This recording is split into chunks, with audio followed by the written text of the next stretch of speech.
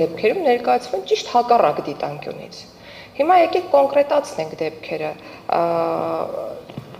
Ձեր մայրիկի հետ կապված միջադեպում, ասում եք թիրախավորել է անձին։ Ոչ, ասել է Ռոբին էլ, Սերժին էլ, սա եմ անելու, նա եմ անելու, նա եմ անելու։ Քաղաքական ընդդիմախոսներին է ուղղված եղել ելույթը։ Չենք խոսում այն մասին, թե որքանով է դա հատում, օրինակ, քաղաքացիների համար խոսքի ազատության թույլատրելի շեմը։ Ես ուզում եմ խոսել, որ այս երևույթների դեմ պայքարի համատեքստում մեր երկրում գործում են ինստիտուտներ։ Վարչապետի մասնակցությամբ առնվազն 2 դրվագի հետ կապված կոռուպցիայի կանխարգելման հանձնաժողովը քննության է առել վարքագծի կանոնի խախտման կամ էթիկայի կանոնի խախտման հետ կապված հարցը։ Եվ ինստիտուցիոնալ լուծումները, որոնք մեր երկրում տրվել են, այսօր աշխատում են եւ արձագանքում են այդ երևույթներին։ Մենք տեսանք Արթուր Օսիպյանի հետ կապված դեպքը, որ էլի ներկայացվում է որպես քաղաքացիներին ուղղված ինչ-որ բռնության կոչ, ահաբեկող, ինչ-որ, չգիտեմ, հետևանքը ուղղակի ակնհայտ չէ ինձ համար։ Արթուր Օսիպյանը իմ գործընկերն նշեց, ներկայանում է որպես հանրային գործիչ եւ վարչապետի խոսքը ուղղվում է նրան որպես հանրային գործիչ։ Իդեպ այս դեպքով եւս կոռուպցիայի կանխարգելման հանձնաժողովում կա համապատասխան վարույթ։ Հիմա ես ուզում եմ անդրադառնամ վերջին շերտին կամ երևույթին, որը կոչվում է դեզինֆորմացիա։ Դեզինֆորմացիան ունակ է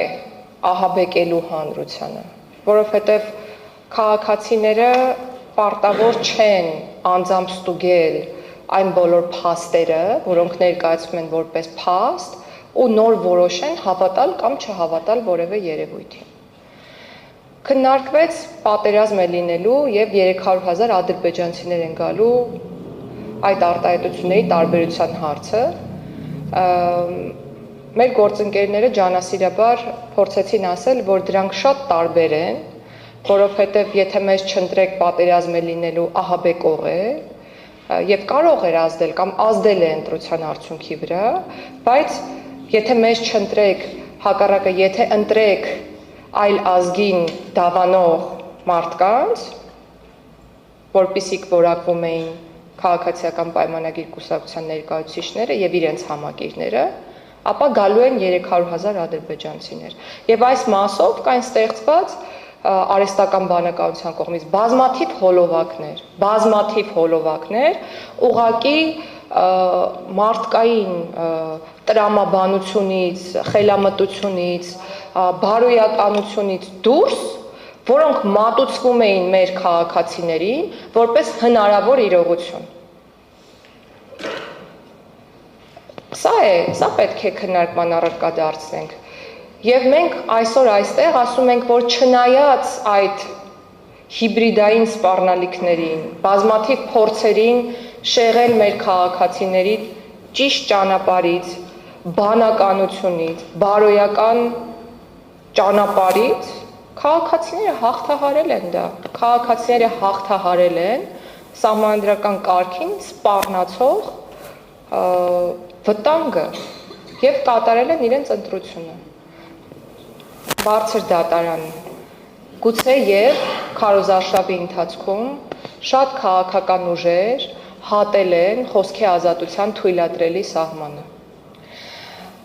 Սահմանը խոսքի ազատության, ես իմ խոսքում եմ նշել, որ քաղաքական գործիչների պարագայում հատկապես նախընտրական շրջանում շատ ավելի լայն է, քան սովորական պայմաններում քաղաքացիների համար։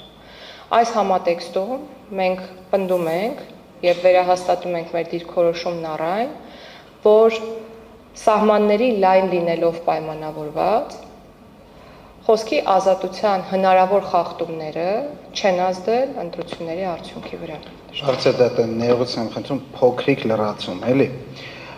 Եվ Տիկին Գալյանի բերված օրինակները, որոնք ես մի անգամից չմտաբերեցի, որ